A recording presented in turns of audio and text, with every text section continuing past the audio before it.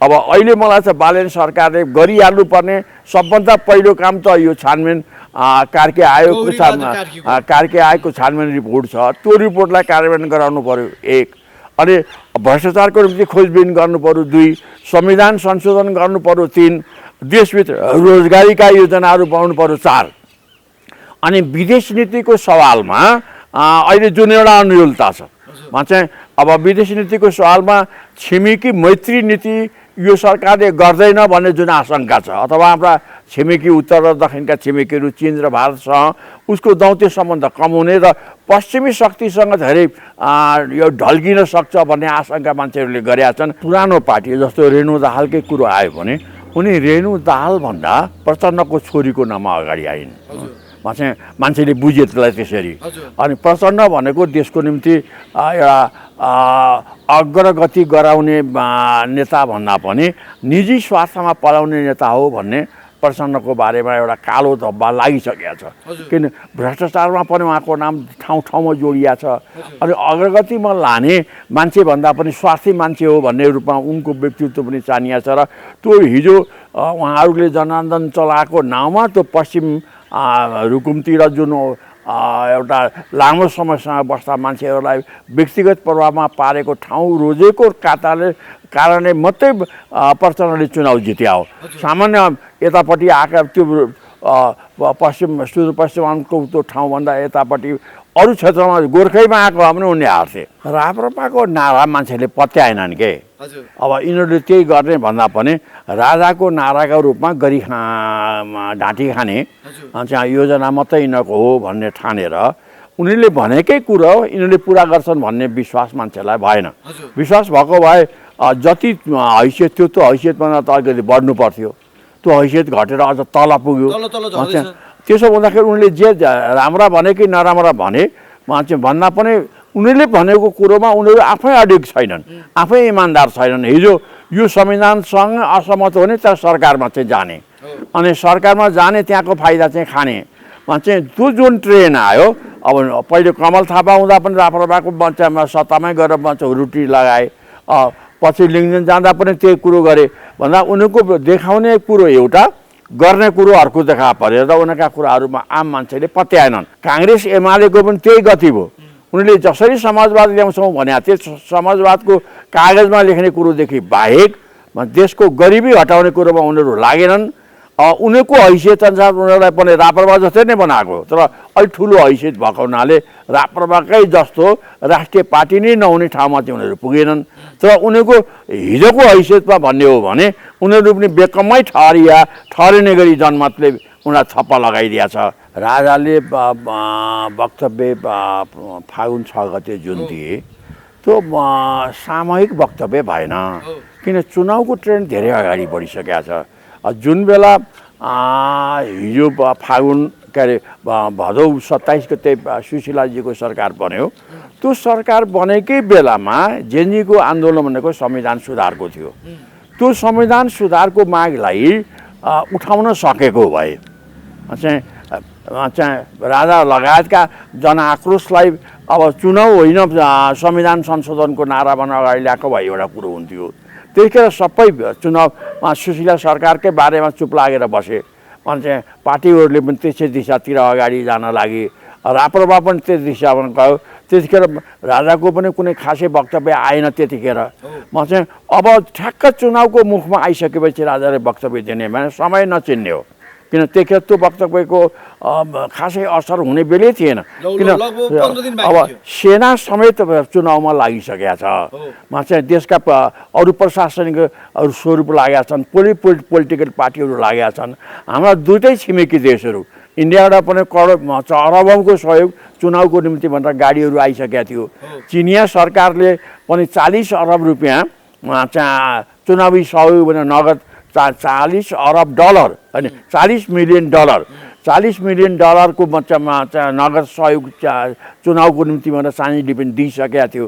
यस्तो अवस्थामा छिमेकीहरू पनि चुनावको निम्ति आकर्षित हुने, देशका सबै पोलिटिकल पार्टीहरू आकर्षित भइसकेको बेलामा राजाको वक्तव्यले चुनाव रोक्छ भन्ने कुरो जुन आयो, त्यो परिस्थिति नबुझिएर राजाको वक्तव्य आयो। कि त अब राजाले के ठाने भने मैले भनेपछि सबै कुरो हुन्छ भन्ने त्यो मान्यता भएको भए त गणतन्त्रै पहिले आउँदैन थियो नि। अब हुने गोलमेल समेल हुन्छ कि हुँदैन, एक भइहाल्यो भने त्यसले राजा सहितको संविधान सुधार गर्नुपर्छ भन्ने कुरो मान्छ कि मान्दैन, यी भोलिका गर्वका कुराहरू छन्। र अब राजनीतिक खेलाडीहरूले खेल कतापट्टि लान्छन्, यो धर्मको आडमा जस्तो गरी भोटको प्याटर्न थियो। सुरुमा पनि त्यही प्याटर्न थियो, पहिले बाबुले पनि हालेको थियो, म पनि त्यही हाल्छु भन्ने संस्कार थियो। त्यो संस्कार अहिले टुट्यो। अब मत परिवर्तनलाई सहज बनाए। अब फेरि चुनावमा यो अहिलेको सरकारले आपसी कचिङ्गल गर्ने, हिजो भनिएका कमिटमेन्टबाट पुरा नगर्ने, देशमा रोजगारी स्थापित नगर्ने स्थिति आयो भने जसरी अहिले एमाले बढारियो, जसरी काङ्ग्रेस बढारियो, त्योभन्दा सहज रूपले फेरि यो राष्ट्रिय स्वतन्त्र पार्टी बढारिन्छ। अब साँच्चैकै चुनावको प्याटर्न अब सुरु हुने भयो देशमा। अब उनीहरूका मागलाई स्वीकार्ने कि हटाउने, जस्तो ओली के भनेर आए भने देश बनाउनेलाई दिने कि जलाउनेलाई दिने भन्ने नाममा चाहिँ जेन्जी विद्रोहबाट आएको परिणाम चाहिँ देशमा आगो लाउने हो भन्ने कुरोमा पुगे। उनीहरूले उठाएका सही सलामत मागहरू जस्तो संविधान सुधार गर, नेतृत्व देशको नेतृत्वलाई आम जनताबाट निर्वाचित गरेर बनाऊ, चाहिँ अनि यो संविधानमा नै चुनाव प्रक्रिया जुन छ त्यसमा परिवर्तन गर जस्ता नाराहरू, जसले धेरै खर्चालु जुन संविधान छ त्यसलाई कम खर्चालु संविधान बनाऊ, सानो खर्च भएको संविधान बनाऊ जस्ता नारा लिएर उनीहरू अगाडि आए। त्यसलाई यो पछिल्लो सरकारले, काङ्ग्रेसले पनि चाहिँ एमालेले पनि त्यसलाई स्वीकारेन। राष्ट्रसभाभन्दा पनि अहिलेको जुन बालेन नेतृत्व हो, बालेन शाह, ऊ चाहिँ जेनजीको प्रतिनिधित्व गर्दै अगाडि आए। चाहिँ मलाई लाग्छ अब जेनजीको प्रतिनिधि अब को हो त, अब हिजोको विद्रोह अब भोलि आएर बालेनले के गर्छन्, जेनजीका माग पुरा गर्छन् कि गर्दैनन्, गर्न सक्छन् कि सक्दैनन्, अथवा त्यो दृष्टि ल्याएर देशभित्र रोजगारी ल्याउँछन् कि ल्याउँदैनन्, त्यो अर्को अहम पाटो छ। तर अहिले यो निर्वाचनले दिएको सन्देश भने अब जेनजी विद्रोह ठिक थियो, उसका माग ठिक थिए, त्यो मागलाई पुरा गर्ने प्रतिनिधित्व चाहिँ बालेन नेतृत्वमा हो। यो राष्ट्रिय स्वतन्त्र पार्टी भन्दा पनि बालेन हो भनेर आएको छ। यो चाहिँ यदि मलाई लाग्छ बालेन र लामिछाने एकजुट नभएका भए, लामिछानेको प्रगति भने के भने सानो भए पनि पार्टीको स्ट्रक्चर थियो, राष्ट्रिय स्वतन्त्र पार्टीमा चाहिँ कमसे 20-22 सिटमा अलिअलि साङ्गठनिक स्वरूपमा अगाडि आएको थियो। अब त्यसैमा बालेन गएर प्लस भयो, अनि प्लस भएपछि त्यो राम्रो कुरो चाहिँ के हो भने यी दुईटाले अलग अलग आएको भए सायद यो गति पनि हुँदैन थियो। वामपन्थी नेता राजनीतिक विश्लेषक राधाकृष्ण मैनालीज्यूलाई हाम्रो च्यानलमा स्वागत छ। धन्यवाद। यहाँसँग चुनावको माहौल सकिन लाग्यो बेला भेट भयो, त्यसको निम्ति म तपाईँ र तपाईँको टिभीलाई पनि धन्यवाद दिन चाहन्छु। हजुर, अब यो भदौको 23 र 24 गते जुन जेनजी पुस्ताहरूले एउटा आन्दोलन गरे, क्रान्ति गरे, देशमा चाहिँ त्यसको जगमा टेकेर सुशीला कार्कीको एउटा सरकार बनेको थियो। त्यो सरकारले अहिले चुनाव सम्पन्न गरेको छ। अब चुनाव सम्पन्न भए पश्चात अहिले जुन एउटा लहर, अब जस्ता राजनीतिमा हस्ती भनिएका यो केपी शर्मा ओली होइन, अब गगन थापा, राजेन्द्र लिङ्गदेन जस्ता हस्ती भनिएकाहरू पराजित भएर अहिले एउटा यो राष्ट्रिय स्वतन्त्र पार्टी, जसलाई चाहिँ रवि लामिछानेले सभापतित्व गरेका छन्, बालेन शाह वरिष्ठ नेता छन्, उहाँहरूको चाहिँ पार्टी चाहिँ अहिले एकदम अगाडि आएको छ। अब केही समय अगाडि अरूलाई गुगलमा खोज्नुपर्छ पार्टी भनेर भन्ने चाहिँ नेताहरू अहिले आफै पछारिएर बसेका छन्। यो स्थिति आउनुको पछाडि के हुनसक्छ सर? वास्तवमा तपाईँले समसामयिक प्रश्न गर्नुभयो। अब यो स्थिति आउनुको पछाडि त मुख्यतः पुरानै नेताहरू जिम्मेवार छन्। जस्तो एमालेका नेता, काङ्ग्रेसका नेता, अथवा व्यक्तिगतै रूपले भन्यो भने शेरबहादुर ओलीजीहरू, उहाँहरू सत्तामा लामो समयसम्म बस्नुभयो र सत्तामा बसेर गणतन्त्रवादी नेताको चरित्र पुरा गर्नु भएन। जनताका आकाङ्क्षा बुझ्नु भएन हजुर अनि खालि निजी स्वार्थमा रमाउनु भयो अनि पालो फेरो गरेर सत्ता सञ्चालन गर्नेमा करिब करिब 4 जना मान्छे चाहिँ 4 जना नेताहरू शेरबहादुर ओली माधव नेपाल चाहिँ झलनाथ खनाल प्रचण्ड र यी 3-4 जना नेताहरू नै घोरे पालो गरेर सरकारमा आइरहे त्यसमा पनि खास गरी 4 जना माधव नेपाल त अलि पहिले आए झलनाथ अलि पहिले आएर पछि गए पछिल्लोचोटि त माधव प्रचण्ड र शेरबहादुर नै सत्तामा बसेर जनताका आकाङ्क्षा अनुसार देशको आर्थिक अर्थतन्त्रलाई सुधार गर्नुपर्ने रोजगारीलाई देशभित्र व्यवस्थित गर्नुपर्ने वैदेशिक रोजगारीलाई देशभित्रको रोजगारीमा परिणत गर्नुपर्ने यो काममा उनीहरूले ध्यानै दिएनन् उनीहरूले उन्नति गर्ने भने दुईवटा कुरो आन्तरिक रूपले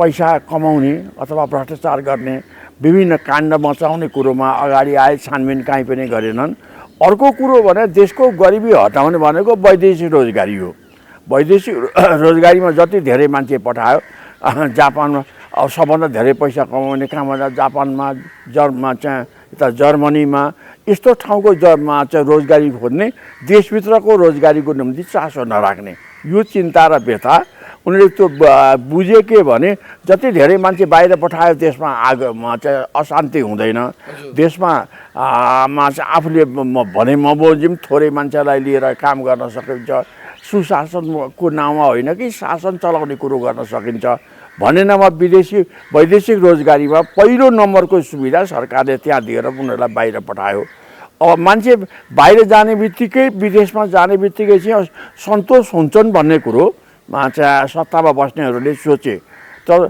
मान्छे जति बाहिर जान्छन् जति धेरै पैसा कमाए भने देशभित्रको परिवारभित्रको सहकार्यबाट बाहिर गएपछि तिनीहरू असन्तोष हुन्छन् दुःख पाउँछन् डिप्रेसन भएर आउँछन् ती आक्रोशित हुन्छन् त्यो सत्तासीनहरूले बुझेनन् त्यसकारण देशभित्रको अर्थतन्त्रलाई मजबुत बनाएर देशभित्र रोजगारीको नारा लगाए काम गरेनन् यही कुरोले अनि त्यति मात्रै नभएर पछिल्लोचोटि त ओली सरकारले अब देशमा यो सञ्जाल जुन अगाडि आएको थियो चाहिँ यो अहिलेको आधुनिक सञ्जाल मार्फत युवाहरूको बिचमा एउटा जग्गा खेलो फड्को गर्ने अथवा आफ्ना मनमौजीका कुराहरू अलिक पठित युवाहरूको बिचमा त्यसलाई सञ्चालन गर्ने कुरो आएको थियो सरकारले त्यसलाई पनि बन्द गरिदिने भयो अब यो आक्रोशमा जुन भदौ 23-24 को जुन विद्रोह आयो यो विद्रोहले पछाडि पनि नेतामा सुधार आएन त्यो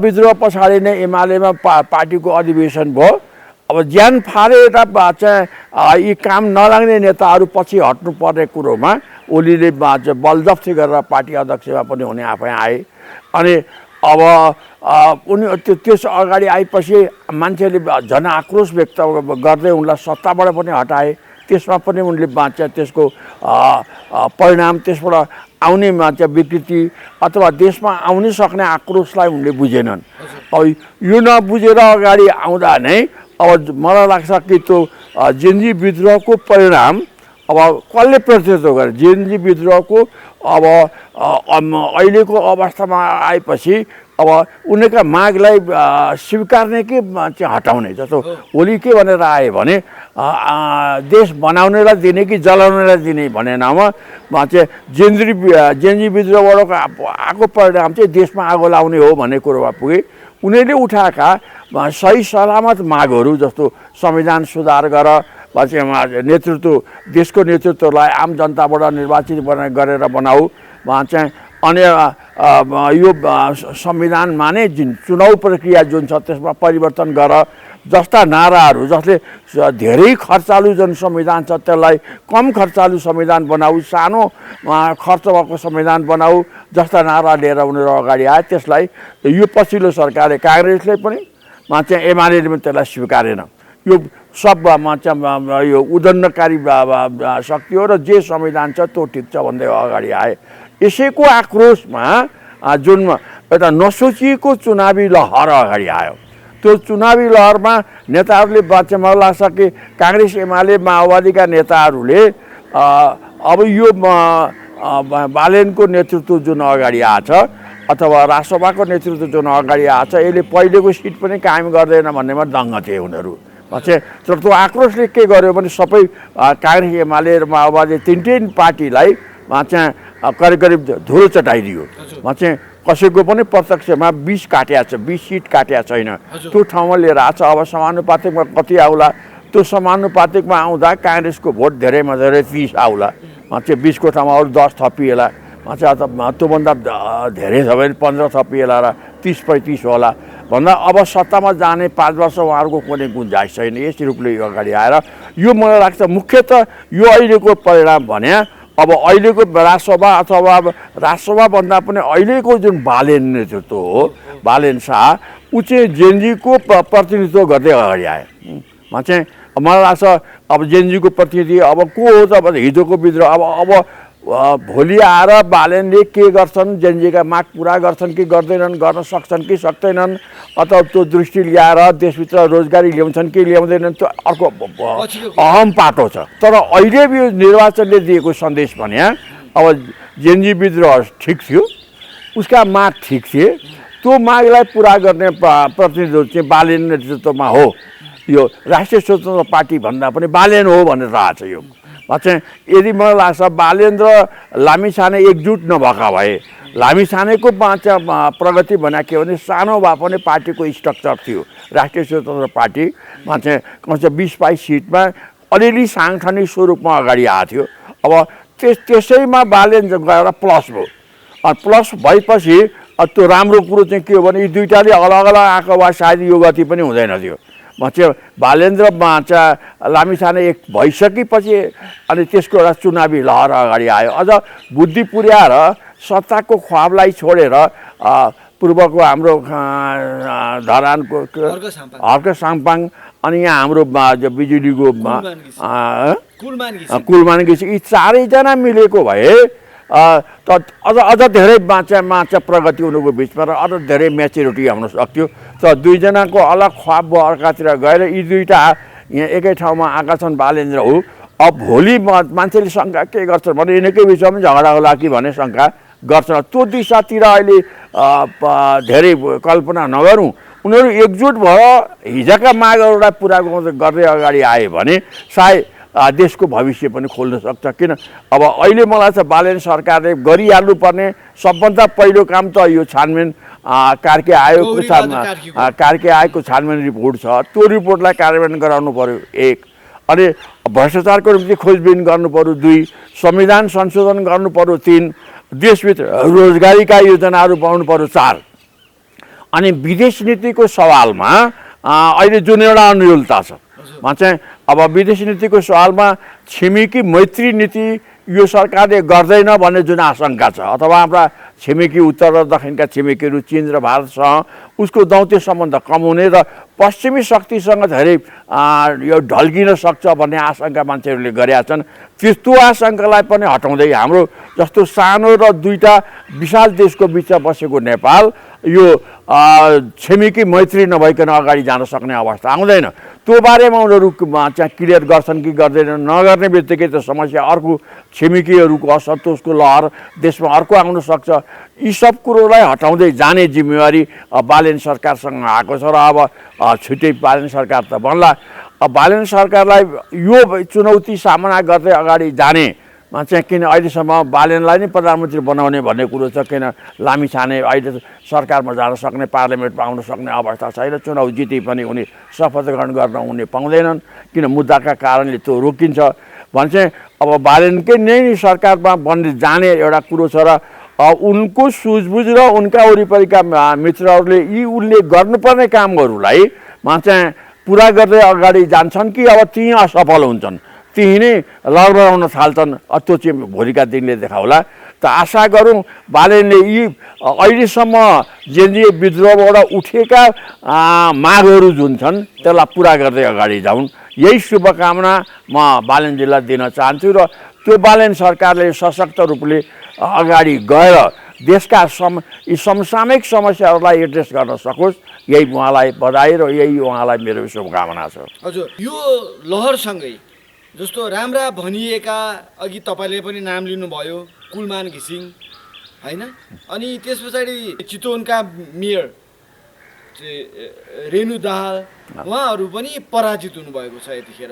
यो चाहिँ के यस्तो स्थिति चाहिँ किन आयो? राम्रा भनिएकाहरूलाई जनताले चिन्न सकेनन् अथवा यो लहर छ नि एक खालको यो चाहिँ राष्ट्रिय स्वतन्त्र पार्टीको चाहिँ घन्टी चिन्ह भनेर, अब घन्टी चिन्ह भन्ने बित्तिकै यो चाहिँ बालेन शाह भन्ने मानिसको मनस्थितिमा बस्यो अथवा के भयो? यो यसरी किन चाहिँ राम्रा व्यक्तिहरू पनि हार्नु? होइन, यो कस्तो भयो भने पुरानो पार्टी जस्तो रेणु दाहालकै कुरो आयो भने उनी रेणु दाहालभन्दा प्रचण्डको छोरीको नाममा अगाडि आइन्। मान्छेले बुझे त्यसलाई त्यसरी। अनि प्रचण्ड भनेको देशको निम्ति एउटा अग्रगति गराउने नेता भन्दा पनि निजी स्वार्थमा पलाउने नेता हो भन्ने प्रचण्डको बारेमा एउटा कालो धब्बा लागिसकेको छ। किन भ्रष्टाचारमा पनि उहाँको नाम ठाउँ ठाउँमा जोडिया छ। अनि अग्रगतिमा लाने मान्छे भन्दा पनि स्वार्थी मान्छे हो भन्ने रूपमा उनको व्यक्तित्व पनि चानिया छ। र त्यो हिजो उहाँहरूले जनार्दन चलाएको नाउँमा त्यो पश्चिम रुकुमतिर जुन एउटा लामो समयसँग बस्दा मान्छेहरूलाई व्यक्तिगत प्रभावमा पारेको ठाउँ रोजेको कारणले मात्रै प्रचण्डले चुनाव जित्या हो। सामान्य यतापट्टि आएका त्यो सुदूरपश्चिमाञ्चलको त्यो ठाउँभन्दा यतापट्टि अरू क्षेत्रमा गोर्खैमा आएको भए पनि उनले हार्थे। किन उनको त्यो हिजोको पकडको कारणले मात्रै जित्या हो र देशको आवश्यकताको नाउँमा प्रचण्डले जित्या होइन। त्यही भएर अहिले त्यस बिचमा त्यो झुन्डमा राम्रा काम गर्ने भनिने मान्छेहरू पनि त्यहाँ गए। चाहिँ अब त्यो जाने भनेको चाहिँ माओवादी पार्टीको साख जुन हो त्यो टुटेको हुनाले, किन जम्मा 10 सिट पनि जित्न अहिले माओवादीलाई गाह्रो भएको छ। किन पहिले 32-33 सिट जितेको थियो, किन दिनदिन ओह्रालो लागेको थियो माओवादी, किन उसप्रतिको विश्वास मान्छेको घट्दै गएको थियो। त्यो विश्वास घटेकै कारणले उसले गरेको प्रगति भन्दा पनि उसको प्रतिको आस्था, पार्टीप्रतिको आस्था, पार्टीका कार्यकर्ताप्रतिको आस्थाको कारणले उहाँ चाहिँ उनी पराजित हुँदै अगाडि आए। जस्तो स्वतन्त्र रूपले विभिन्न ठाउँमा उठेका राम्रा मान्छेहरू पनि घन्टीभन्दा बाहिर भएका ती सबै बढारियो। किन भन्दा मान्छेको एउटा लहर के आयो भने अब विकल्प भनेको नै यो राष्ट्रिय स्वतन्त्र पार्टी हो, घन्टी हो, योभन्दा अर्को विकल्प छैन। तर घन्टी छाप भनेछ ड्याङ्की ड्याङ चिन्हमा छाप त्यो उम्मेदवार चिनेकै छैन, नाम पनि सुनेको छैन। अब यहाँसम्म कि मैले सुने बुझे अनुसार झापा क्षेत्र नम्बर 5 कै विभिन्न क्षेत्रमा जसले घन्टीमा भोट हालेको छ उसलाई पनि बालेनको नाम थाहा छैन। उसको बालेनकै क्षेत्रमा पनि बालेनको नाम थाहा नभइकन घन्टी केमा अनि के बालेन भन्न नसकेर बालन पनि अनि बालन अङ्ग्रेजी के अरे मधेसीहरूको भाषामा बालन भनेको नाचगानको कुरो भएको त्यसैसँग पनि जोडिएर बालन अगाडि आयो। कसैले बालन भने धेरैले त घन्टी मात्रै भनेको छ। अब बालनको नामै थाहा नपाउने मान्छेहरूले बालनमा भोट हाले त्यो ठाउँमा भन्दा त्यो हुइम के आयो भने एउटा प्रतीकको रूपमा आएको हुइम। अब विकल्प भनेकै बालन यी पुराना कोही काम लाग्दैनन्। अब चाहिँ भनेपछि बालनका मान्छे नपुगेका ठाउँमा उम्मेदवार मात्रै भएको ठाउँमा पनि हाल्दा पनि केही मत आएको छ। अनि अब मत नआएको त करिब चाहिँ 2-3वटा जिल्ला मात्रै होला, किन त्यहाँ उनीहरूका पहिले सम्पर्कै नभएका थिएन, सम्पर्कमा कोही मान्छे आएनन्। घन्टीको चुनाव चिन्नै जिल्लामा नगएका निर्वाचन क्षेत्रमा नगएका क्षेत्रै 2-3वटा मात्रै छन्। त त्यहाँ सबै ठाउँमा मत धेरथोर आछ र अधिकांश ठाउँमा त अब अहिले 125 निर्वाचन क्षेत्रमा बालनका उम्मेदवार जितिसकेका छन्। त यो अवस्था, यो लहर त अब सुन्ने र कथा विश्लेषण गर्ने मात्रै भयो। अब हुने चाहिँ के हो भन्दा आउने नेतृत्वले के गर्छ चाहिँ यसले के कुरो जरुरी छ भने अलिकति पनि मान्छेलाई चित्तबुद्ध प्रगति हुन सकेन भने अर्को चुनावमा अब एउटा ट्रेन्ड के आयो भने मन नपरेपछि पहिले के थियो भने मन नपरे पनि मैले मेरो बाउले पनि चाहिँ रुखमा भोट हाल्थेँ, चाहिँ हजुरबाले पनि रुखमा भोट हाल्थेँ, मैले पनि रुखमा भोट हाल्नु पर्दा यो धर्मको आडमा जस्तो गरी भोटको प्याटर्न थियो। सूर्यमा पनि त्यही प्याटर्न थियो, पहिले बाउले पनि हालेको थिएँ म पनि त्यही हाल्छु भन्ने संस्कार थियो। त्यो संस्कार अहिले टुट्यो। अब मत परिवर्तनलाई सहज बनाए। अब फेरि चुनावमा यो अहिलेको सरकारले आपसी कचिङ्गल गर्ने, हिजो भनिएका कमिटमेन्टहरू पुरा नगर्ने, देशमा रोजगारी स्थापित नगर्ने स्थिति आयो भने जसरी अहिले एमाले बढारियो, जसरी काङ्ग्रेस बढारियो, त्योभन्दा सहज रूपले फेरि यो राष्ट्रिय स्वतन्त्र पार्टी बढारिन्छ। अब साँच्चैकै चुनावको प्याटर्न अब सुरु हुने भयो देशमा। किन अबको चुनावमा जस्तो पहिले के थियो भने यो मेरो क्षेत्र हो, यो मेरो गढ हो, यो हाम्रो प्रभाव हो भन्ने पार्टीका जुन पकडहरू थियो ती अब सिद्धिए, त्यसको मान्यता अब रहन्छ जस्तो लाग्दैन। अब राम्रो काम गर्यो भने सबै पकड हुन्छ, राम्रो काम नगर्ने बित्तिकै ती सबै हावामा उड्छन् अनि अर्को लहरमा जुन आउँछ र त्यो ठाउँमा जाने मत परिवर्तन गर्ने सहज स्वरूप अहिले बढिया छ। त्यो कुरोलाई अबका पोलिटिकल पार्टीहरूले अब सत्तामा जाने र अब विपक्षमा बस्नेहरूले चाहिँ एउटा हार्दिकता रूपमा त्यो कुरोलाई स्वीकार्दै आफ्नो विश्वास जनतामा स्थापित गर्ने काममा लाग्यो भने चुनाव चाहिँ सहज होला। चाहिँ होइन यही सरकार परे अब त्यो कुरोमा लागेन र फेरि गडबडको कुरोमा मात्रै लाग्यो, हामी त आइहाल्यौँ भन्ने कुरो ठान्यो भने फेरि अर्को चुनावमा यसै गरी नै बढारिने सम्भावना आउन सक्छ। त्यस बारेमा अबका नेताहरूले गम्भीर भएर आफ्ना पूर्व कमिटमेन्टहरू अब यो सरकारले त जेनजीले उठाएका कुराहरूलाई पुरा गरेर दिशामा उनीहरू तल्लीन भएर लाग्नुपर्छ र अब आपसी झगडा होइन, देश कसरी बनाउने त्यो दिशातिर लाग्नुपर्छ। अब होइन यहाँ पनि लपड सपड हिजो माधव ओली र प्रचण्डको जस्तै अब अहिले राष्ट्रिय स्वतन्त्र पार्टीमा पनि त्यही साथ ल्याउन थाले भने त यिनीहरू 5 वर्ष भने पुग्दैन, फेरि 5 वर्ष नपुगेर फेरि अहिले जसरी काङ्ग्रेस एमाले बढारिया थिए त्यस्तै गरी बढारिन सक्छन्। त्यो बारेमा उहाँहरू चाहिँ अरू सचेत हुनु जरुरी छ र हिजोका अरू पार्टीका गल्तीहरूबाट आफू बच्न र त्यसबाट सुरक्षित हुँदै देश विकास र जनताको भावना बुझ्न जरुरी छ। त्यो गरे भने देशको भलाइ पनि त्यही हुने हो। त्यही मैले अघि पनि भने, त्यो भलाइ गर्नको लागि राष्ट्रिय स्वतन्त्र पार्टीका नेताहरू एकजुट भएर अगाडि लाग्ने, सत्ताको ख्वाब भन्दा पनि आम मान्छेको हितलाई पुरा गर्ने, हिजोका आफ्ना कमिटमेन्टहरू पुरा गर्ने दिशामा लागुन्। यो नै देशको र राष्ट्रिय स्वतन्त्र पार्टीको पनि भलाइ हुन्छ। भ्रष्टाचार गरेर खानु भनेको आमाको रगत खाए सोसर हो भन्ने राजेन्द्र लिङ्गदेन। संहिता खारेज गर्नुपर्छ, हिन्दू धर्म सहितको राज संस्था कायम गर्नुपर्छ भन्ने राप्रपा राष्ट्रिय प्रजातन्त्र पार्टी यो पनि प्रत्यक्षतर्फ लगभग 1 सिटमा सीमित भयो। तैपनि पूर्वबाट होइन पश्चिमबाट चाहिँ ज्ञानेन्द्र साईले जितेका छन्। अब जनताले यो संहिता खारेजको कुरा मन नपराएका हुन् कि अथवा हिन्दू यो जुन राजा सहितको हिन्दू राष्ट्र भन्ने एजेन्डा थियो त्यो मन नपराएको हो कि के हुन सक्छ? राष्ट्रिय प्रजातन्त्र पार्टी यस्तोसँग नाङ्गिनुको पछाडि राप्रपाको नारा मान्छेले पत्याएनन् के। हजुर, अब यिनीहरूले त्यही गर्ने भन्दा पनि राजाको नाराको रूपमा गरी ढाँटी खाने चाहिँ योजना मात्रै यिनीहरूको हो भन्ने ठानेर उनीहरूले भनेकै कुरो यिनीहरूले पुरा गर्छन् भन्ने विश्वास मान्छेलाई भएन। विश्वास भएको भए जति हैसियत थियो त्यो हैसियतभन्दा त अलिकति बढ्नु पर्थ्यो, त्यो हैसियत घटेर अझ तल पुग्यो। त्यसो हुँदाखेरि उनीहरूले जे राम्रा भने कि नराम्रा भने भन्दा पनि उनीहरूले भनेको कुरोमा उनीहरू आफै अडिग छैनन्, आफै इमान्दार छैनन्। हिजो यो संविधानसँग असहमत हो भने त्यहाँ सरकारमा चाहिँ जाने अनि सरकारमा जाने त्यहाँको फाइदा चाहिँ खाने चाहिँ त्यो जुन ट्रेन आयो। अब पहिले कमल थापा हुँदा पनि राप्रपाको मञ्चमा सत्तामै गएर हुरुटी लगाए, पछि लिङ्गदेन जाँदा पनि त्यही कुरो गरे भन्दा उनीहरूको देखाउने कुरो एउटा, गर्ने कुरो अर्को देखा पऱ्यो र उनीहरूका कुराहरूमा आम मान्छेले पत्याएनन्।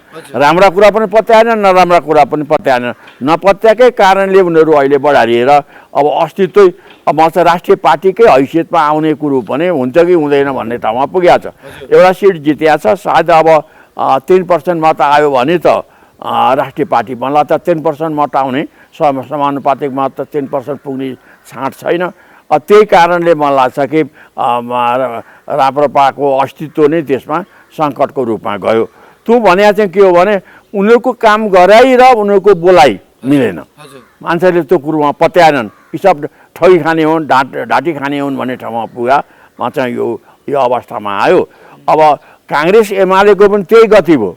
उनीहरूले जसरी समाजवाद ल्याउँछौँ भने त्यो समाजवादको कागजमा लेख्ने कुरोदेखि बाहेक देशको गरिबी हटाउने कुरोमा उनीहरू लागेनन्।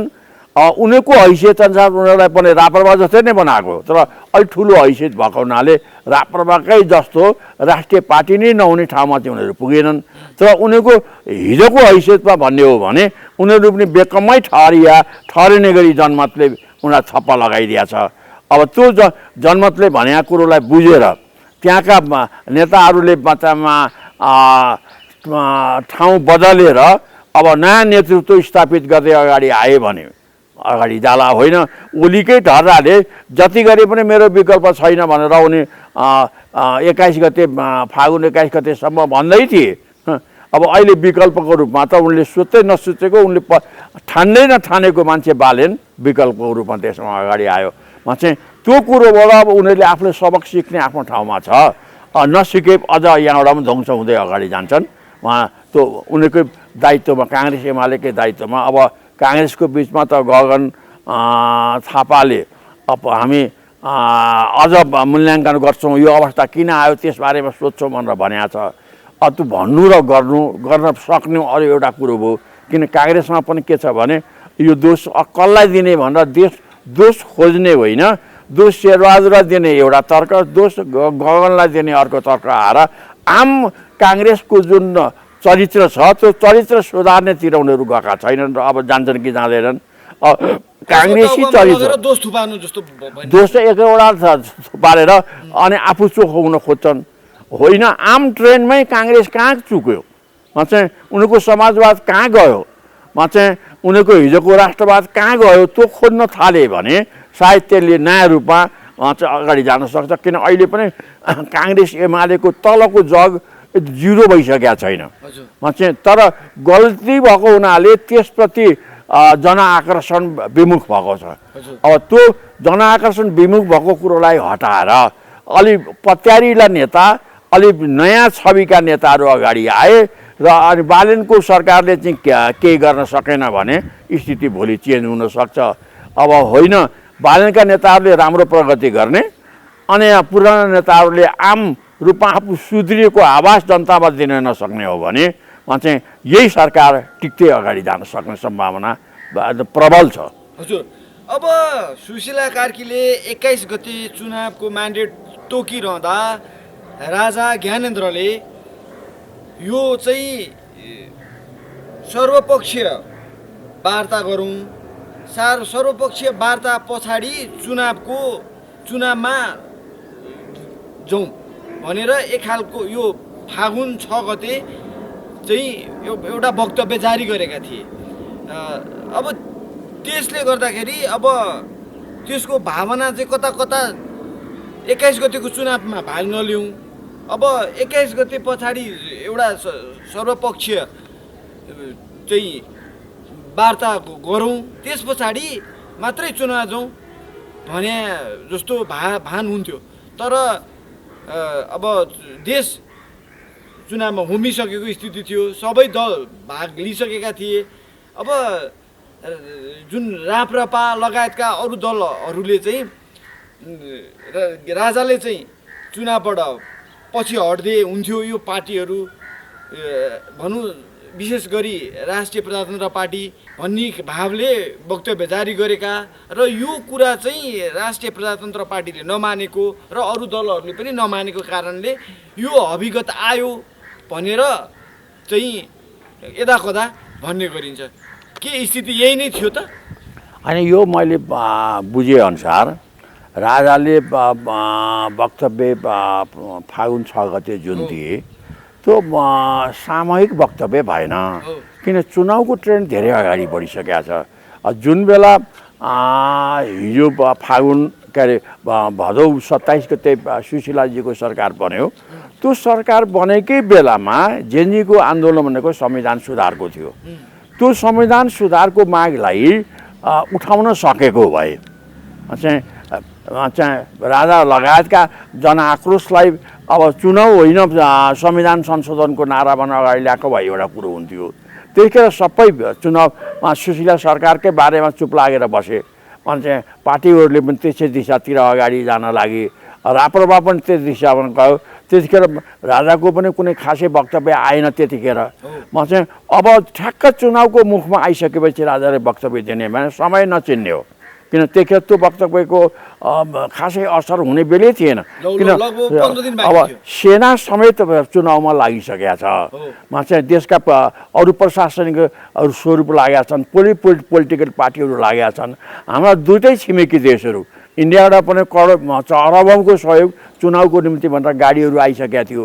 चिनिया सरकारले पनि 40 अरब रुपियाँ चुनावी सहयोग भनेर नगद 40 अरब डलर होइन 40 मिलियन डलर 40 मिलियन डलरको नगद सहयोग चुनावको निम्ति भनेर चाइनिजले पनि दिइसकेका थियो। यस्तो अवस्थामा छिमेकीहरू पनि चुनावको निम्ति आकर्षित हुने, देशका सबै पोलिटिकल पार्टीहरू आकर्षित भइसकेको बेलामा राजाको वक्तव्यले चुनाव रोक्छ भन्ने कुरो जुन आयो, त्यो परिस्थिति नबुझिएर राजाको वक्तव्य आयो। कि त अब राजाले के ठाने भने मैले भनेपछि सबै कुरो हुन्छ भन्ने त्यो मान्यता भएको भए त गणतन्त्रै पहिले आउँदैन थियो नि। गणतन्त्र आइसकेको बेलामा नागरिक राजा भइरहेको बेलामा नागरिक राजाको स्वर त्यति मजबुत भइसकेका थिएन कि राजाले त्यतिखेर त्यो वक्तव्य दिएर चुनाव रोकियोस्। नभए त्यही कुरो आयो।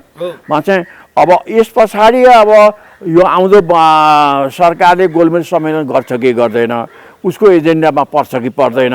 म चाहिँ अब उसले अरू चाहिँ छिमेकीहरूको समर्थन लिन सक्छ कि सक्दैन। खास गरी चीन र चाहिँ इन्डियाको समर्थन यो सरकारले लिएर संविधान संशोधनको बाटोतिर जाँदा पनि त्यसको अन्तर्यसँग सम्बन्ध राखेर अगाडि गयो भने म चाहिँ एउटा कुरो हुन्छ, त्यसमा पनि सर्वदलीय समर्थन राखेर छिमेकीहरूको सबै सद्भाव आयो भने म चाहिँ अब संविधानको खाकामा नयाँपन आउन सक्छ।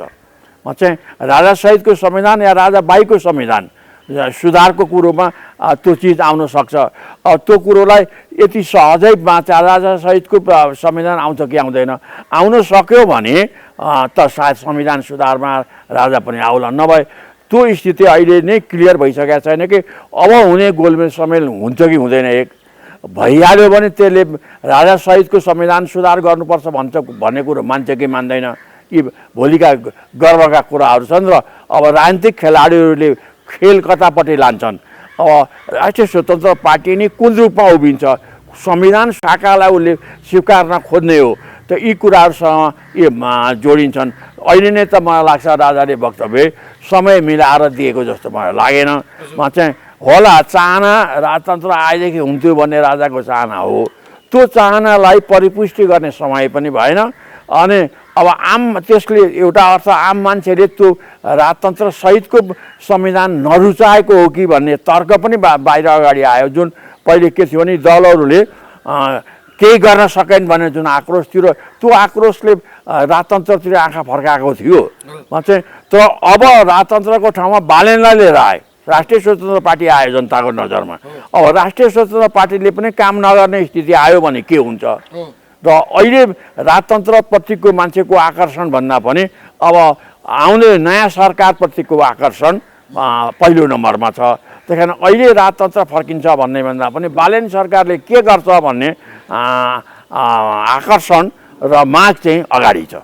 सरकार बनेको 100 दिनभित्रमा सहकारी पीडितको पैसा फिर्ता गर्छु भनेर एउटा कमिटमेन्ट गरेको छ।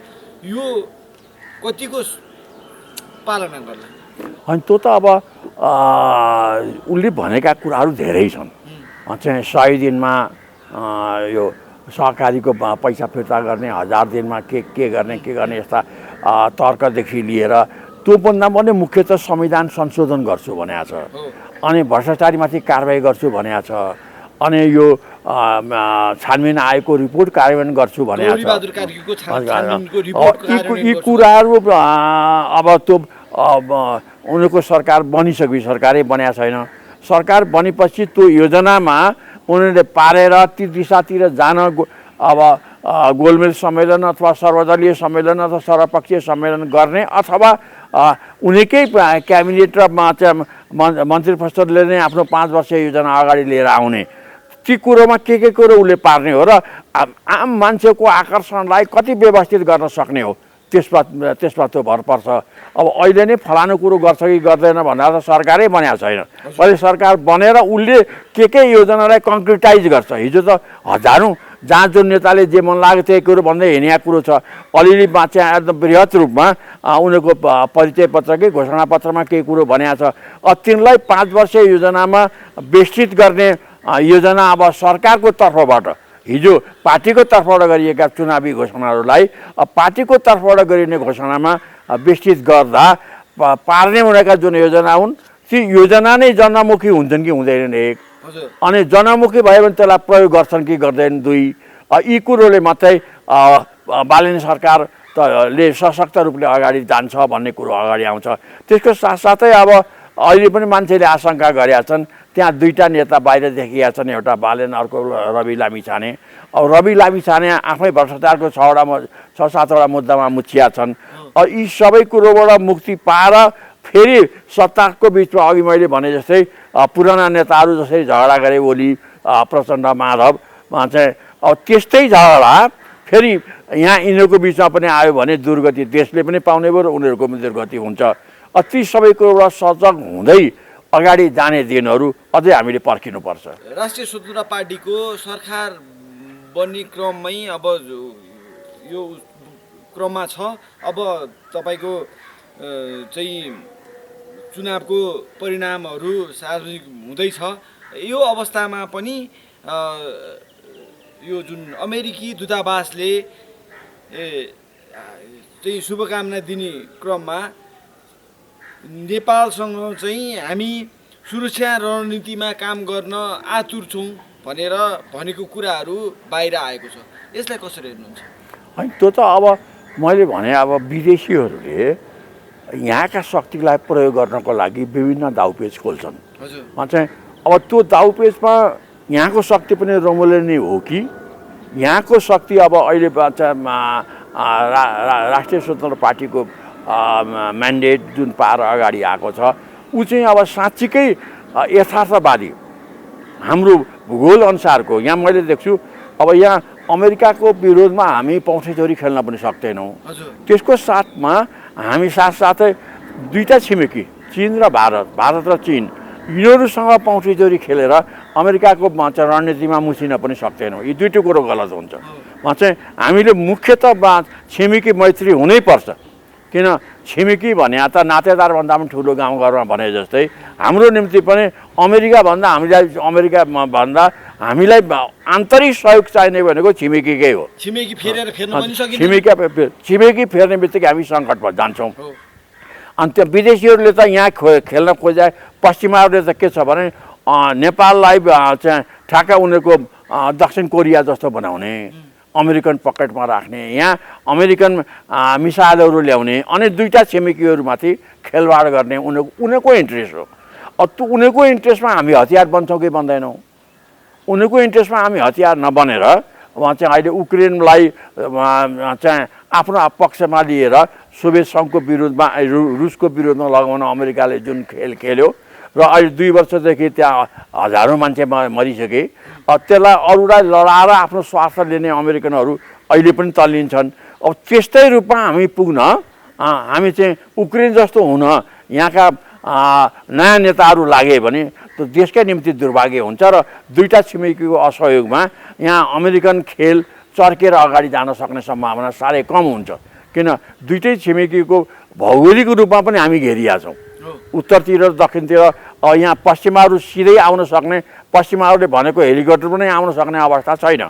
चाहिँ त्यो अवस्थालाई चाहिँ यहाँका अहिले लोकल पार्टीहरूले बुझेर अथवा अहिले राष्ट्रिय स्वतन्त्र पार्टीका नेताहरूले बुझेर छिमेकी मैत्री भएनन् भने चाहिँ यहाँ देशलाई पनि सङ्कटमा पार्छ। जस्तो अहिले ओलीले सङ्कटमा पारे जस्तै ओलीले 3टा कुरो देशलाई पनि सङ्कटमा पारेर गए, पार्टीलाई पनि सङ्कटमा पारेर गए र आफू पनि उनको महत्त्वाकाङ्क्षाले आफू पनि सङ्कटमा गए।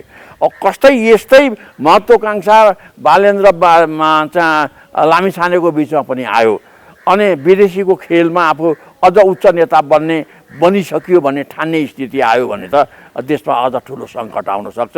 त म आशा गर्छु नेताहरू अब हिजोको कच्चा खेलाडी भन्दा अहिलेका पक्का खेलाडी भएर राष्ट्रवादी खेलाडी भएर देश बचाउने काममा देशका गरिबीमा चाहिँ हटाउने ठाउँमा र अनि आम जनताको विश्वासलाई आफ्नो पक्षमा पार्ने ठाउँमा जाउन् यो नि पार्टीको र मा चाहिँ देशको पनि मा चाहिँ हितमा हुन्छ र राष्ट्र पनि अगाडि जान्छ। होइन भने यहाँ त के छ भने सरकार हुँदाहुँदै विद्रोह हुँदैन भनेको 5 वर्षसम्म यो सरकार टिक्छ भनेको टुङ्गो त हुँदैन। गलत नीति लियो भने जस्तो ओली जसरी लखेटिए फागुन के अरे भदौ 24 गते त्यस्तै गरी सरकार लखेटिन पनि सक्छ किन गलत नीति लिए भने चाहिँ त्यो गलत नीतितिर जान्छन् भन्ने आशंका भन्दा पनि नजाउन् भन्ने आशा राखेर अगाडि बढौँ। चाहिँ त्यो गलत नीति भनेको छिमेकी मैत्री बन्न जरुरी छ। चाहिँ विदेश नीतिको सवालमा छिमेकी मैत्री बनेनन् भने हेर्दा हेर्दै चाहिँ भाउजू विधवा भइन् भने जस्तो गरी हेर्दा हेर्दै फेरि सत्ताबाट सडकमा आउने दिन आउन सक्छन्। त्यो बारेमा नेताहरू अहिले राष्ट्रिय स्वतन्त्र पार्टीका नेताहरूले बेलैबाट सचेत हुँदै अगाडि जानुपर्छ। विदेशीको खेलमा जाने र अनि देशलाई हत्खण्डा बनाउने अनि आफू त्यसैमा रमाउने कुरो नगरून्, यो सबै नेपालीको चाहना र आशा हो। हस्, महत्त्वपूर्ण समयको लागि हजुरलाई धेरै धेरै धन्यवाद। धन्यवाद। मेरा के भनाइ राख्ने मौका दिनुभयो। तपाईँ र तपाईँको टिभीलाई पनि धन्यवाद दिन चाहन्छु।